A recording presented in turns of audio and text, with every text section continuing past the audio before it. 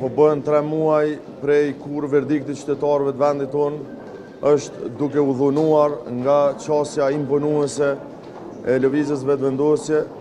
e cila erdhi dhe sot për të 13 herë këtu në Kuvendin e Kosovës dhe pamundsoi konstituimin e Kuvendit të Republikës. Vërtet është vështirë që të gjindem fjalë për ta shpjeguar këtë situatë që është bërë tragjikomike, por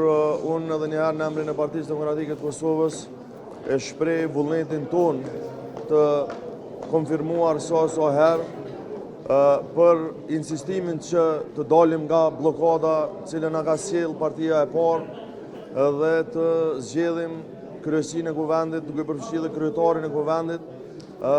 përmes propozimit të një kandidati apo kandidateje që vërtet e merr shumicën e votave. Ne do të jemi këtu edhe pas nesër, do të jemi sa herë që ta kemi obligim, por normalisht që do ta kemi qëndrimin e njëjtë që ka nevojë për diskutim, ka nevojë për një rrugdalje. E rrugdalja është e qartë që duhet ndrohet kandidati. Nuk e kam po ende lëndën, sapo u njoftova.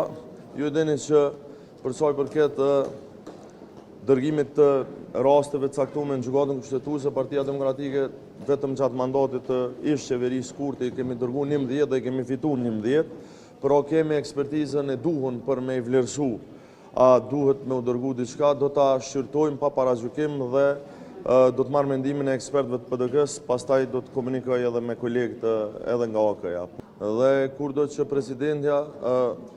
përmes mandatit saj edhe kushtetues edhe ligjor, dhe realisht mandatit vetëm legjitim që ka tash, se ne s'kemi as kryeministër, as kryetar Kuvendi, ka mbet vetëm presidentja nga krerët e shtetit. Unë besoj që do t'i përgjigjemi një kërkesë të tillë, kështu që nuk më takon mua që t'ja caktoj apo t'ja përcaktoj datën, sa më herët aq më mirë, sepse ne kemi mbetur në një ngërç vërtet të tepruar tashmë.